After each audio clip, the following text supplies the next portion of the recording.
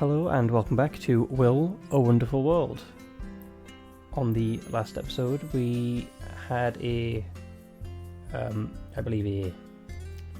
between Jimmy and no, it was Lai-Wen and Carlos, because they had the longest class and a pretty girl. But now we have Chang, Gyeong-Min and Baek-Ya with their latest letters, and once that we've got more letters to open and read. But so may as well, start, I guess. I need a gun and the past 5 plus 12. Okay. It was 10 p.m. There weren't many people in the station. I ran down to the basement and pushed open the door to the armory and yelled, "Excuse me, I need to check out a handgun." I had been assigned to this position for quite a few days, but I still hadn't received a firearm. I had heard that the office was a very bureaucratic and inefficient. I suppose people had been telling me the truth. The custodian in charge of the armory slowly turned his face towards me. It looked like he hadn't shaved his wrinkled face in a long time. All of his facial hair was wet with tears and snot. I noticed the TV behind him. He was watching a popular TV drama, The Descendants. I had to speak at the top of my lungs to tell him that I needed a handgun, and trying not to drown out by the hysterical bawling heron on TV. Although he was still quite invested in the show, the old man still hadn't forgotten his duty. He then explained the rules while holding back his tears. To check out up to and including 2 guns, please fill out the green B2 form and have it signed by the lieutenant of your unit. Firearms will be available immediately. To check out more than 2 guns, please fill out a pink C15 form and have it signed by the captain of the station. The weapons will be available in 5 hours. I took the form. I tore the pink C15 form into pieces. Sir, you've got to be kidding me. 5 hours? It's really a matter of life and death. I just need a tiny handgun. I slammed my fist into the desk out of frustration. Don't slam the desk. The custodian pulled 2 napkins out of a box and blew his nose and wiped his tears away. He turned around and refocused on the TV, with the box of the napkins still in his hand. The heroine had been diagnosed with a terminal illness.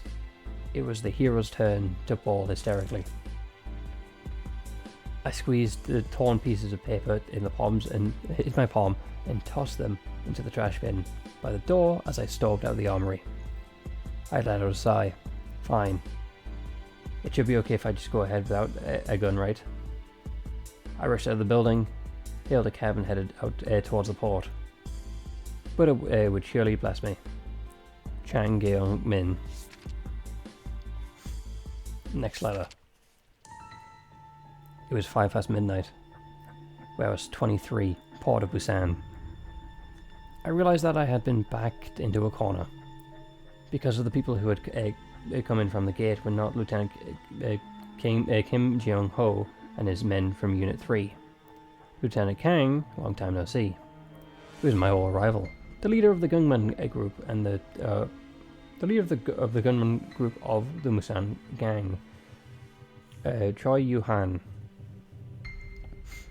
The drug cases around this area had always been handled by Unit 1 and my Unit 4. Drug smuggling was one of the main sources of income for the Musan gang, so Choi and I handled plenty of deals with each other.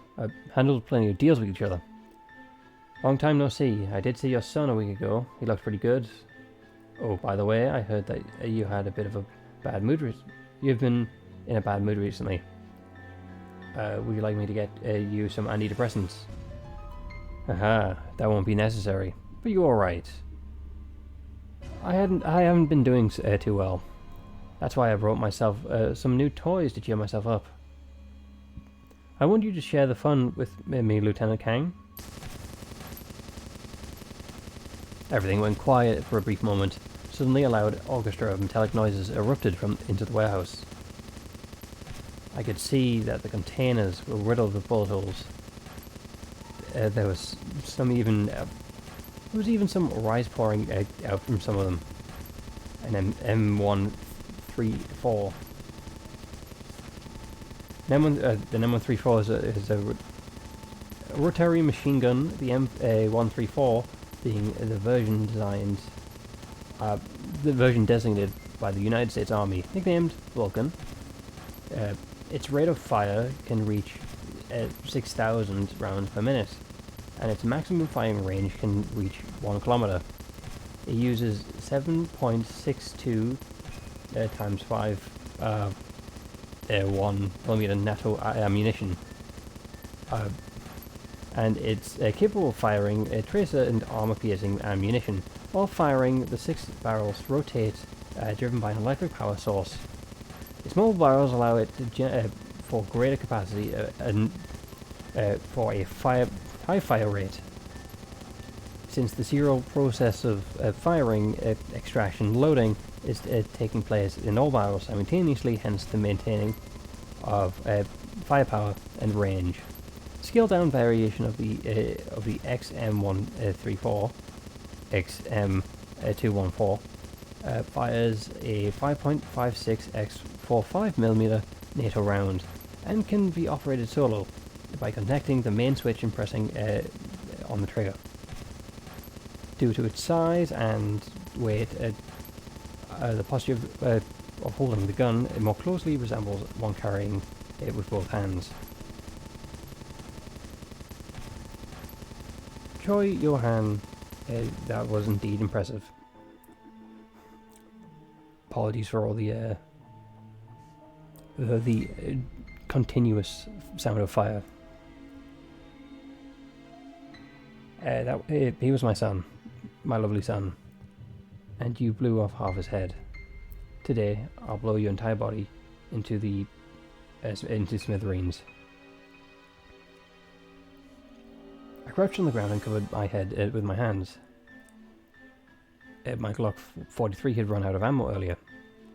This couldn't get any worse. There was a toy gun on the ground.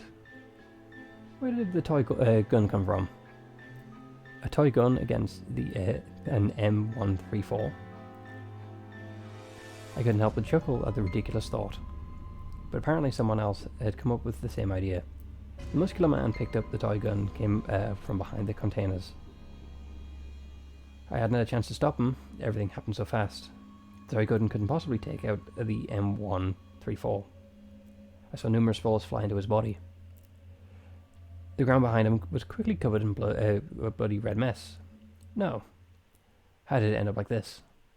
Kang Baek-Ya.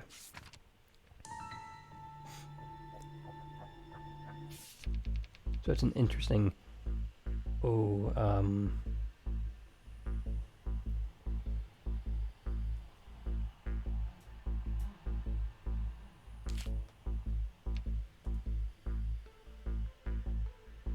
I'm confused on...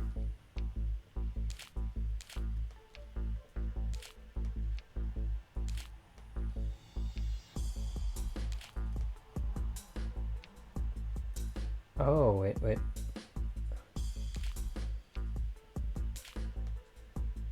This has to be here.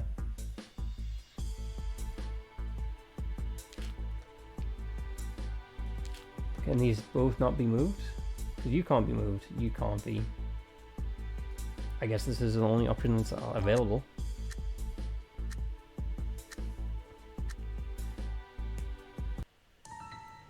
The machine guns slowly stopped. I heard lots of people yelling outside. I peeked out to take a look. Some men from the Gyeong-Min group was holding down a pretty buffy young man, pressing his head to the ground. His head was already covered in blood. Sure, your hand grabbed his head and pulled it back violently.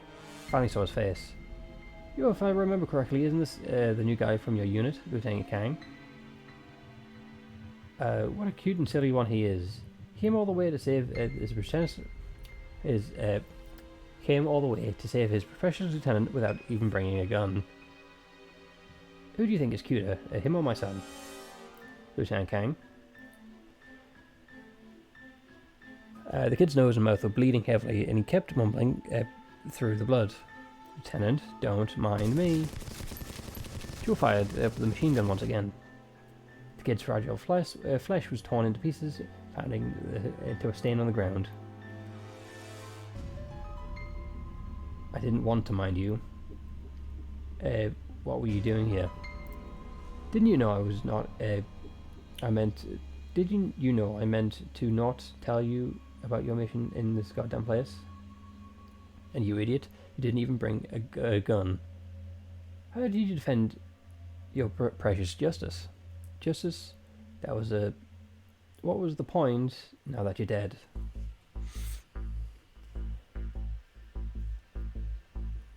I have it signed by the lieutenant of your unit. I looked down at the green B2 form in my hands, and I had an idea. I clutched the form in my hand and ran back to Unit 4, stopping at Lieutenant's desk. I put my hand on the handle of the drawer. My heart was beating rapidly in my chest. This would be a huge mistake. Forging the signature, in all seriousness, this would be a crime. What the hell was wrong with me? Calm down and think. There must be another way. Speaking of which, I remembered seeing a toy gun in the custodian's desk earlier. Could that be useful? Something was definitely wrong with me. I allowed a sigh. Fine. It should be okay if I go ahead without a gun, right? I rushed out of the building, hailed a cab and headed to the port. But it would surely bless me.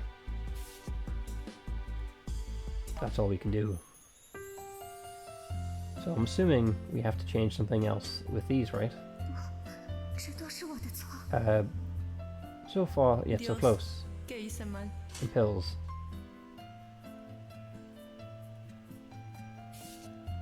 Because you can't change... Oh, no, there's one thing we can't change. I forgot about that. Nope, that didn't start. Oh no, this can't be changed. Oh no, I can. Never mind, I'm just stupid.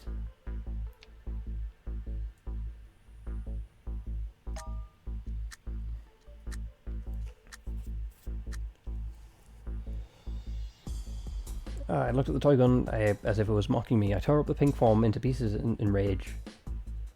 The goddamn rules. Were these stupid rules more important than a human life? The custodian was staring at a TV and paid no attention to me.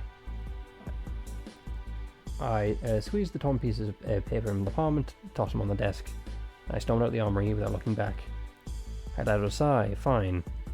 It should be okay if I go without a gun, right? I rushed out of the building and hailed a cab to the port, but it would surely bless me. So it didn't... Okay, so it really doesn't change anything.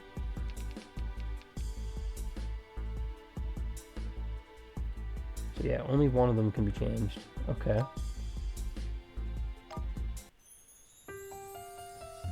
That's about it, right? Well, pills. Why not? If someone had asked me what I wanted most at this exact moment, I would say freedom. As for the thing I wanted the second most, I would say death. 2 months ago, a short and skinny old man had bought me from a human trafficking auction house and brought me back to his mansion. At first, he was just like most other buyers who had been looking for some exotic playthings. But soon I found out that he was much more frightening. His name was Money Jia. I'm going to go with Money Jia. An infamous local millionaire in Hong Kong. On the surface, he was the owner of a chemical plant, making his bucks from pharmaceutical research and development. But behind the scenes, he had just been conducting drug tests on humans, and the tests were not just limited to medical drugs, but also experimental ones that were developed solely for the gangs, which were even more abroad, or even from abroad. What he had spent in buying us was nothing compared to the profits he could make off us. So, All of his test subjects were people that had purchased from the auction house. None of us had any legal status. Therefore, nobody would care who we were or where we had gone. It was like we had evaporated from the face of the earth. There were both men and women among us. Sometimes the women might get a little lucky compared to the men. If the girls were willing to become a concubine, they could be spared the fate of trying the more dangerous drugs. Rose had been one of the concubines. She'd still died, though. I heard that she had OD'd. After her death, her body was taken away like everyone else before her. She just disappeared without a trace. I'd rather die from poison than become another Rose. The people who had made the same choice were allocated inside the dungeon. Or locked. I'm pretty sure it's all allocated. They had tied our hands and our feet to the bedpost with our limbs spread out unnaturally. Everyone had been tied down in separate rooms. However, the air duct in the room were all connected, and the air filled us with the smell of rotten flesh and death. Every 2 minutes I could hear horrifying screams coming from a distance. I had endured a fever for the last couple of days. I heard them saying that the drugs they had been giving me were defective, and if my fever didn't come down, I would die. I made sure that they could extract as much profit out of me as they could. They had assigned a new doctor and had been checking up on me on every day. The doctor seemed more bookish. He might be a good man. In my haze, I tried to talk to him. He never responded. So I kept talking to myself. After setting up my IV drip, the doctor hung a bottle of medicine on a makeshift pole that had been made out of rusty water pipe. Then his phone rang. He walked up the hallway outside a half-closed door. His medicine kit was near my pillow. There were 2 bottles in the corner of the kit. One with sleeping pills, one with poison. The doctor was still answering the phone outside. The day had finally come. If I could just grab the bottle, I could carry out the plan I'd had in mind for a long time. The rope was loose. I grabbed the pipe firmly. I wiggled my left hand out of and loosened the rope to reach the kit. I grabbed the bottle closer to my left hand, the sleeping pills. I twisted the cap off with my left hand and poured the entire bottle into my mouth. Ah. That was so painful. Then I lifted the pipe and smashed it down onto my own head. I could finally end my life in hell. Carlos, I'm sorry. Alicia can't take care of you anymore. Goodbye forever, Carlos. I didn't know how long had passed. I was so surprised when I woke up. I had an oxygen mask on my face and IV tubes inserted into my arms. Some familiar guards and doctors were standing next to the bed. They had tied my hand and feet to the bedpost. The air was still filled with the rotten smell. I could close my eyes in desperation. Heavenly Father, what am I doing wrong, Alicia?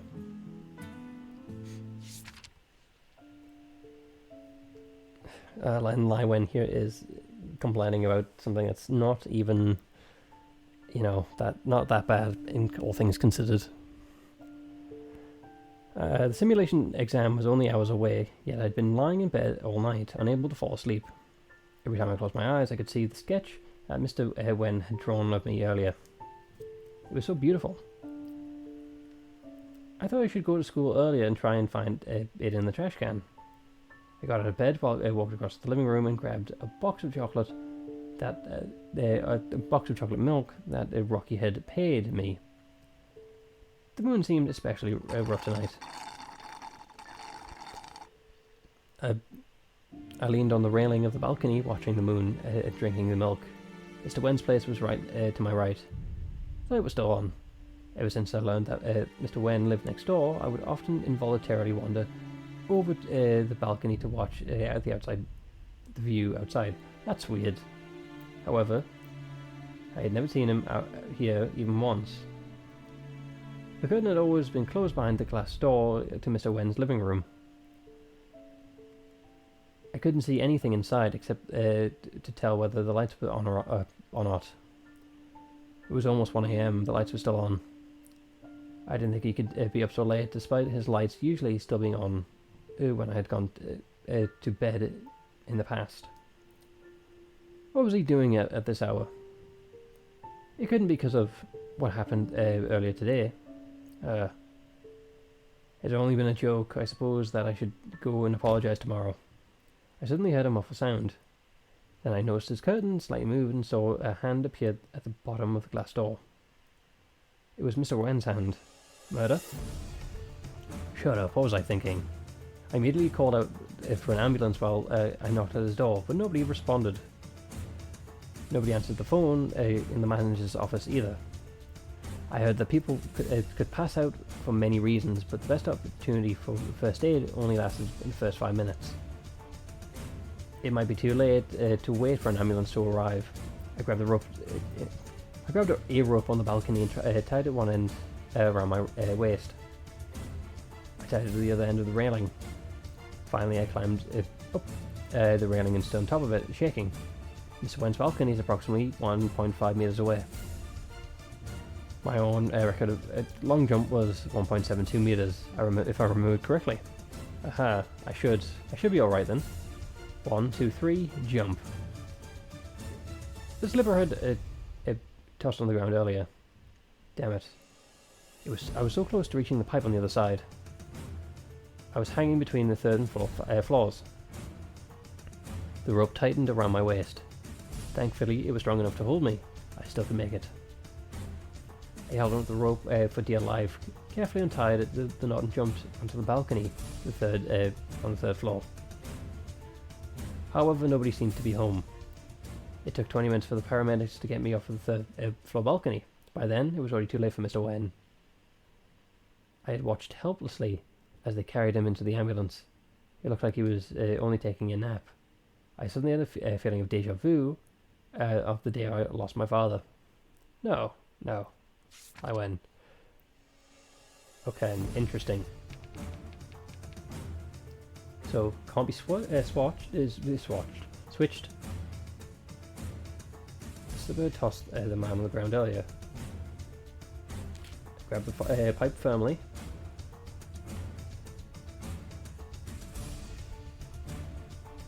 Off the ground earlier. Yeah, it should be just be it, right?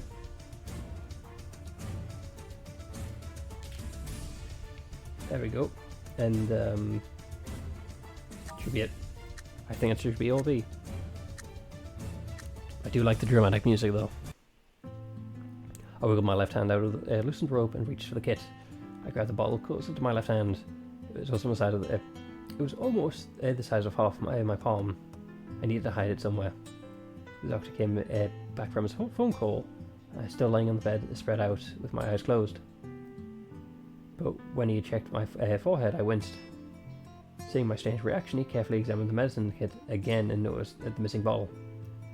However, there was no other furniture in the room except for the bed I was lying in. Soon, he found the bottle under my pillow. Once he had the bottle back, he didn't seem to be interested in giving me a hard time for it. It was as if nothing had happened. My life in hell continued. That's the wrong one then. Points to the strong... Alright, the wind was strong that night. I held onto the pipe and climbing to Mr. Wen's balcony. Mr. Wen had fallen to the ground in his living room, but I could barely feel his pulse, and he wasn't breathing. Immediately ran through everything I had learned about CPR in my head. I put both hands together, placed them down on his chest, and began pressing. 1, 2, 3. I used as much strength as I could with every press. I just hoped I wasn't too weak to save his life. After 30 presses, Mr. Wen showed no sign of waking up, and he still wasn't not breathing. I lifted up his chin and started doing mouth-to-mouth at him. 2 sets of mouth-to-mouth, followed by 30 presses on his chest. I kept repeating this routine. Mr. Wen's forehead was covered in a tiny drops of sweat. His wet hair was stuck to the corners of his eyes. Why won't you wake up? I kept pressing. Time kept passing, and it had been over 5 minutes, but I wouldn't stop. Hope was like a flickering light in a single candle. I couldn't tell when it would suddenly go out. My tears and sweat were mixing together and falling on Mr. Wen's shirt, drop after drop, making it wet. A rough hand grabbed my wrist. Mr. Wen's eyes slowly opened. I didn't know why I cried. I must have looked horrible with my ugly crying face. A few minutes later, the paramedics finally arrived. They asked me what kind of first aid I had given him. I suddenly realised that I had just done. Suddenly I realised what I had just done, and I couldn't get a word out. I just did that with Mr. Wen, with my hours, didn't I? The ambulance had taken Mr. Wen away. The paramedics told me to bring some necessities for his hospital stay. Finally calmed down, and for the first time I took a chance to look around Mr. Wen's apartment. There were all sorts of paintings hanging on the wall. A small seaside town glowing in the sunset, a golden wheat field stretching endlessly. A rainbow crossing the valley through a rosy clouds after its rain. They were all masterpieces. Really, though, according to the signature of most of them, they were over 10 years ago. The portrait of a woman attracted my attention. The woman seemed to be in her early 20s, her long black hair spread out on a soft white pillow. Her sleeping face looked mesmerizing even to me. Was she Mr. Wen's wife? I remember when Rocky asked if whether he had a girlfriend on his first day. He hadn't answered the question. But why was he living alone then? Right, I shouldn't be collecting necessities for Mr. Wen. Speaking of which, what did one need for a hospital stay anyway? Pyjamas, underwear, toothbrush, toothpaste, towel, slippers, razor, face wash, napkin. I scoured the kitchen and the bathroom thoroughly. The only door left I had to be the door to the bedroom.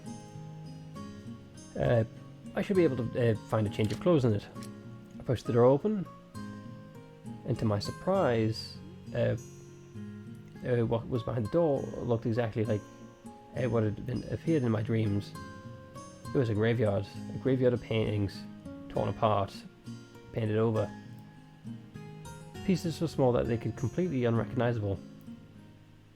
The remains of various paintings, nearly completely filling the room. In a corner of the room, some blankets lay on the floor, with the clothes folded on top of them. Was this where Mr. Wen usually slept the night? The room made me feel nothing but sadness and despair. They were so much alike, Mr. Wen and he. Right, that's your S, that's your B.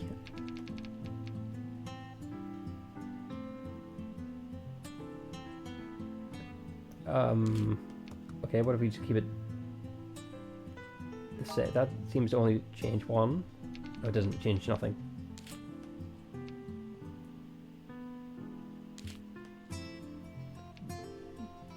What if we do this?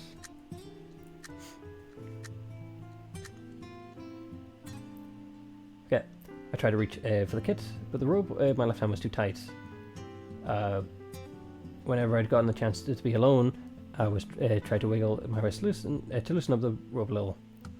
They must have noticed it, and I'd gotten loose after my seizure yesterday, and I tried to tie it up.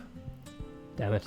Didn't expect the opportunity to present itself so soon, and I was not prepared. I was such a failure.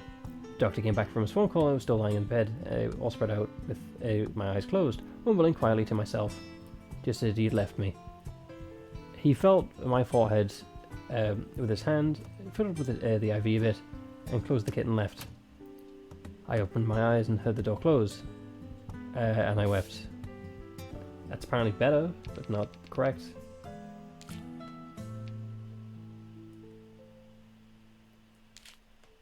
Oh yes, there we go. And then nope. What if we swap 1 and 2 around again?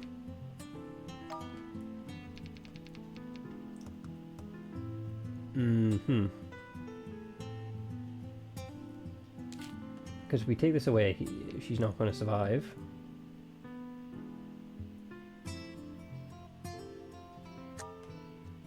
Yeah. So at this point is where we need to save only one person, I'm assuming. I was so close to reaching the pipe on the other side before I had the chance to contemplate my next step. The rope snapped. 20 minutes later, the paramedics woke me up in the bushes outside the first floor. Apparently, I had fainted out of the fall. I suddenly suffered only mild injuries, but Mr. Wen, I watched helplessly as they carried him to the ambulance. He looked like he was only taking a nap. I suddenly had a feeling of deja vu of the day I lost my father. No. I tried to reach the kid, but the rope on my left was too tight.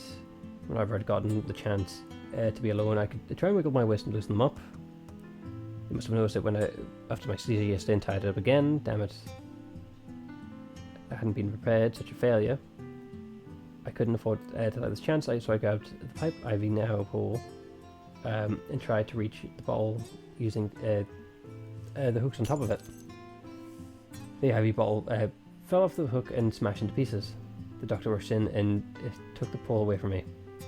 He didn't send the guards in though. He just moved the pole further away so that I couldn't reach it, and put up another ball of medicine, and then he left.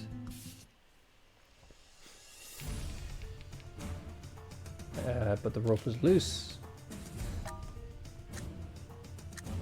That's just the one. I've reached the pipe on the other side. I was hanging the floor. Okay. I could still make it. I held on to the rope of life and death. But then my slippers, 20 minutes later, yeah. So then, yeah, so we'd still lose no matter what. Okay. So we do this. Would that change anything? It does apparently.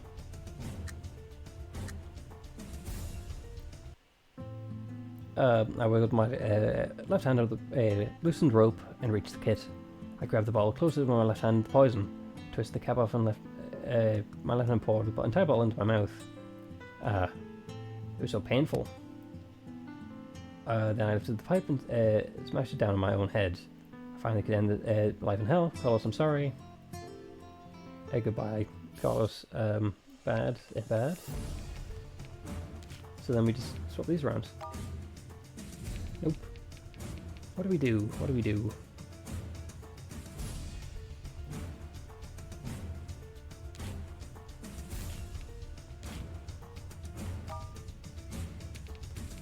Okay. Bad.